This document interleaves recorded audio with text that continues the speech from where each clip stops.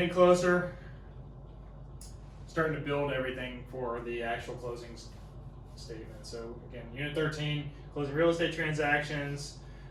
We're going to talk about preliminary steps to closing. Is the glare okay, or is it? Yeah, it's okay. Okay.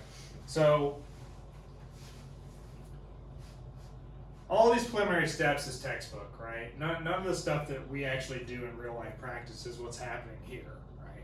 So we send a notice of under contract to MLS. Well, we're not actually doing that as a buyer's agent, right? The seller's agent is putting it under contract in the system, right? And under contract could be pending or it could be contingent, depending on if there's contingencies or not, right? Once we're under contract, we're going to deliver a copy of the contract to the parties within 24 hours, and then we're going to deposit earnest money. Now, if you received earnest money at the time of contract, you have that 1 day to turn to your broker, 3 business days inclusive to get it into the brokerage account, right? If it goes to your closing agent, same time frames are in effect, but a lot of times what people are doing is writing in the contract, we'll take this 3 days after acceptance. Well, if it's 3 days after acceptance, then you have 3 days to get that binder. Monitor a loan application. After we get it into process, the next step is to apply for the mortgage, which most people already have because they have a pre-qual or pre-approval. Once that loan application is submitted, then we're supposed to monitor this. This is the process, right? Now, my thoughts on that is if you hire a good lender, you don't need to monitor that process, right? They can do their job themselves. They're getting paid to do that job, so let them do their job. We're taught to micromanage these contracts. When you micromanage, you're not able to juggle as many transactions, so it's not necessarily a good thing. But you do have to have a good relationship so you can understand what's going on in the process. We want to clear those contingencies as soon as possible. Contingencies like home inspections, you get the 10-day period or 15-day period, depending on the contract you're using or depending on what you've negotiated, right? There could be other contingencies, viewing the property, selling a home. All these things need to be cleared as soon as possible. During the loan process, we're going to apply to get the appraisal. We're going to pay for the appraisal. We're going to get an appraisal done. And hopefully the value comes back. At that point, you should get a loan approval after all the documents are submitted.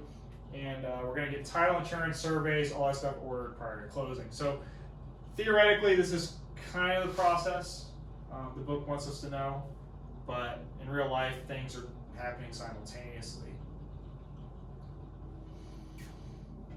So there's other things we have to do, right? WD inspection order. WDO inspection should be done earlier on, not later. Survey ordered, buyer to get hazard insurance, which is your homeowner's policy. We do this pre-closing inspection, which realtors should never do the pre-closing inspection without the seller, the buyer, or without the buyer, right? The buyer should be there. Closing papers are then reviewed and buyers given figures to wire funds. Now we all know in real life, you're given the wire instructions 5 minutes before closing and you get the closing papers at the closing table because everybody's running last minute. Textbook answer says we don't do it that way. Real life says you're lucky to get to the closing table before they're printed. And then earnest money to closing agent. Now, earnest money to closing agent means we've released it from the brokerage escrow account, and now we have a check and we're carrying it again. So now we're holding money twice, which there's pluses and minuses to doing that, i.e. EDO possibilities, right? But if you give it to the closing agent, this is actually done way up front. So again, the timeline depends on how you're handling the funds to begin with. Right. The bigger piece of this is not really knowing the timeline of the process because we already know the process at this point. We've already closed transactions. We're not in sales licensing school. We're in school to be a broker. We have to understand how the closing statement works and how we're supposed to calculate our fees and our prorations, taxes, insurance, etc. So we have property taxes that are paid in arrears, right? They're paid in arrears from January to November. After November, they're paid in advance for the rest of the year, so we have to know who's giving the credit and who's not. The way I like to say it is whoever gives the money gets the money, right? Whoever's already given the money gets the money back, right? So if you've already paid for something, you're getting credited. If you haven't paid for something, you're getting debited. You can get paid for it, right? So exceptions when the seller's already paid the taxes. Again, if you pay the taxes in November, there's a credit. So remember the date. If your closing date is November 30th, there's a very good chance that the taxes have already been paid and we're having to give a credit, not a debit. Or vice versa, depending on what side you're on, right? So just make sure we be cognizant tell of the who's buyer. paid something. Yeah. Whoever already paid the money gets the money back. Right? Well, I'm just saying because sometimes the buyer will be like, hey, why is it so much, why do I have to bring so much more to the table? Right. So to calculate property taxes, we're going to use the 365-day calendar. And we're going to multiply the result by the number of seller days, and we're going to debit the seller and credit the buyer. Just remember, debit seller, credit buyer. On the closing statement, on the test itself, it's going to ask you who to debit, who to credit. If you know who to debit, who to credit, it's half the battle's won. The other half the battle's won is when you know how much ballpark you have to do. You don't have to do the math to get the answers right, because we're in multiple guess questions. So we'll talk about how to tell how much credit should go to one side or the other. I'll give you an example. If you have a small figure and a big figure, and the seller is getting the credit, just for example, and the seller's getting credit for the larger portion of that money, then you're going to give the larger number to the seller. Does that make sense? So it depends on the days, the buyer days, or the seller days. In this case, property tax is typically a debit to the seller or credit to the buyer, right? Unless you're in late November, December. Prorations and annual association dues, same thing, right? Annual association dues, 365 days. And remember, you're going to get monthly association dues. You're going to get quarterly association dues, so we have to figure those days out in advance, right? Same thing, debit buyer, credit seller in this case for annual association dues. Why? Because the seller's paid them in advance, right? So if it was paid in arrears, then it would be opposite, debit seller, credit buyer. Prorations for rent's paid in advance. Debit seller, because the money's already gone to the seller, so they have to get, whoever gets the money gives the money, whoever pays the money receives the money, right? Divide rent by number of days in a month, multiply rent by number of buyer days. Notice we're doing calendar days on everything here for prorations. Be sure to include security deposit. Security deposit is not prorated. Security deposit transfers over in full, and then it's prorated to the tenant once we get to where we need to get. Then we have our favorite thing. We have three types of taxes. We have mortgage taxes and we have property taxes. Mortgage taxes, there's three different mortgage taxes, right? So there's documentary stamps on the deed. So we call them stamps on the deed. So deed stamps, hold on a second. We call them syntaxes in the real estate teaching world, right? Syntaxes. You got S, I, N. It's a sin. Taxes are a sin, right? So 70 cents per hundred.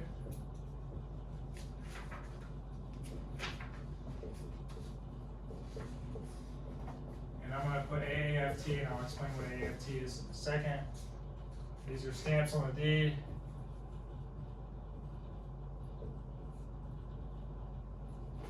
And they're seller pay.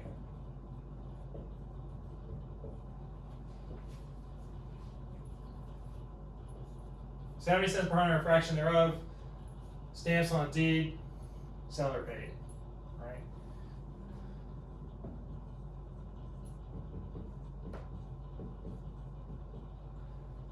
Stamps, another word for stamps is taxes. I like to call them sales taxes. That's what they are, right? They're sales taxes.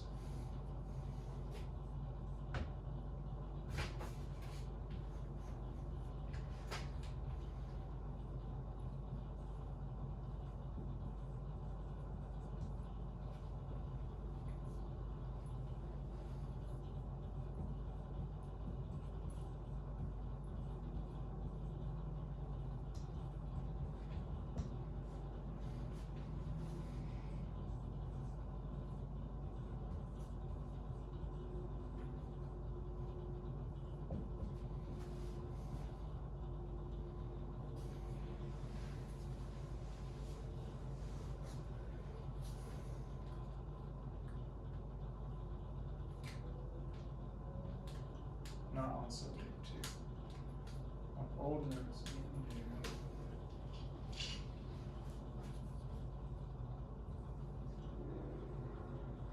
I wanna make sure I was doing this. And I'll explain all these. So I'm gonna go into detail about these. It's gonna cover the next couple slides. So first of all, stamps on deed, seller paid. The other two are buyers. These two are buyer fees.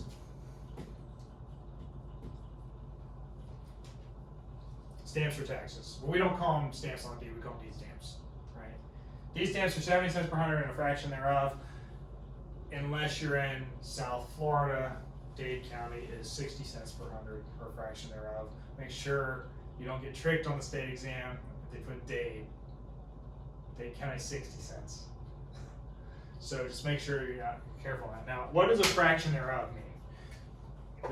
Do you have any idea what a fraction thereof means? Okay, so a fraction thereof means if your dollar amount for a sale is $1 to $100, then your taxes are 70 cents. Okay. Any fraction over that, $100.01 to $100 or $200 is $1.40. $200 and a penny is $2.10. Any fraction of $100 or more gets rounded up to the next level. That's what a fraction thereof means. So if I have a $100,001 sale, how much are my deed stamps? 14. Well, no, they're not. So we multiply this. How many hundreds are these? How many hundreds of these? Because it's done in hundreds, right? Yeah, 70 cents. 1400. Okay.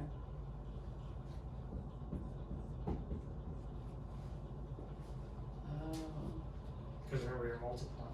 See what I'm saying? How many hundreds is this? Well, this is 1,001 100s. Does that make sense? Yeah. So you have to be careful because the numbers are not always going to work out the way you want them to do. Now, they like to say with no stamps, you have twice as many documents but half as many taxes. So it's kind of a way to remember that. Does that make sense? So, Mm-hmm. so 70 cents per hundred, stamps on deed, seller pays. No stamps is twice the documentation, half the price. 35 cents per hundred and a fraction thereof. So in that case, it would be $350.35, right? And it's on new and assumed money as well. This is on the note, right? Stamps on the note. Intangible tax is just 0.002 times the amount, right? And that's only on new money, not on existing. Intangible tax is only paid once. Does that make sense? The factor is always 0.002. So 2 mils. So on $100,000 is $200. Okay. So this is that. We're going to do a calculation so that you can kind of see how it works. Because saying it and doing it on this one, this is probably the most confusing of all the taxes in the real estate business, and it also is usually 3 questions on the class exam, 1 for each, so you have to be careful there. So we went over that. 70 cents per hundred fraction thereof. Round the sales price to the nearest 100. That's not true. It's always round up to the next 100. Okay, this is not right. This slide's wrong too. Seller usually pays for deed stamps. Debit seller, do not credit buyer. Why? Because it's only a seller expense. Doc stamps, 35 cents per hundred or fraction thereof. Round the note up to the nearest 100, up to the nearest 100, to the next 100. Okay, it's up to. I don't like how it's written. To the next. It should just be round to the next 100, not round up to. Round to the next 100. Then divide by 100. Multiply the volts by 30 cents, 35 cents. Charge on old notes and new, but not on subject twos. Buyer pays, debit the buyer, do not credit seller. Why? Because it's an expense. Tangibles, debit buyer, do not credit seller, buyer pays 0.002 of new money only on the mortgage amount. Got it? That's what we just wrote on the board. But you don't have that if you're paying cash. Correct.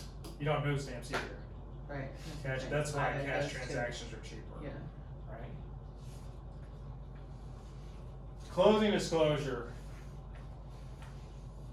Closing disclosure is 5 pages. It's very, very important that we understand what page things are on, because that's going to give you the right or wrong answer on a state exam. The question may say debit buyer, credit seller only on page 2, or only on page 3, or on page 2 and 3. You know what I'm saying? So we have to be careful, right? Page 1, information about the property, the borrower, the loan estimate, all these things are on there, right? Recap the loan estimate, seller, lender, etc. These are not where your numbers are. Page 1 is like the summary of the transaction, right? Number 2, page 2 is the settlement charges for each party. So what are your expenses, right? They're on page 2. Summary of the sale on page 3. The loan transaction itself on page 3, right? Additional information about the loan and loan calculators, contact information, broker, title agent on page 4 and 5, right? 4 is additional information, 5 is all the nitty gritty license numbers, etc., right? 2 and 3 are where the test will concentrate. Page 2 and 3 is where the broker exam concentrates. What page is that on? 368.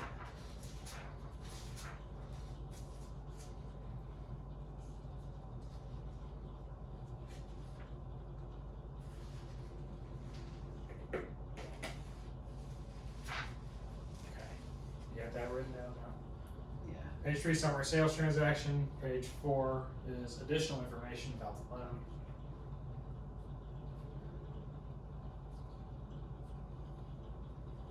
Okay. Alright, page 5, loan calculations. So here's the deal, and here's what we have to do. To successfully answer any questions on a closing exposure, you should be able to do the following, right? Prorate taxes, association dues, and rents, and we're going to prorate some of those so you can understand that, right? Calculate dock stamps and intangible taxes. State whether an item is on page 2. Page 2 is expenses. Page 2 is all the expenses. Page 3 for price, mortgage, page 2 totals, and prorations. So if it's an expense, it's going to be on page 2 and 3.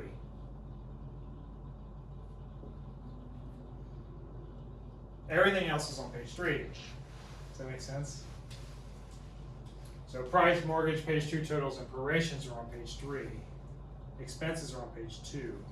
So if you look at page 369, those are expenses, that's page 2. The next page is everything, page 3.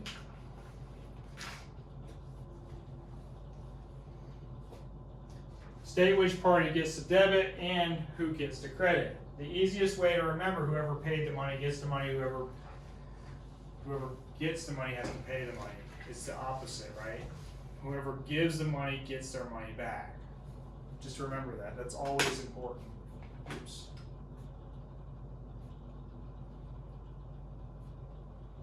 That's all there is on the closing statement. So what we're going to do is we're going to actually work some problems.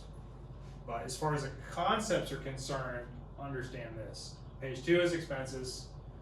Page 3 is the summary, price, mortgage, page 2 totals, etc., prorations, and then we have to know who gets the credit and gives the credit. So that's the most important thing. So let's work some problems and we'll figure that out.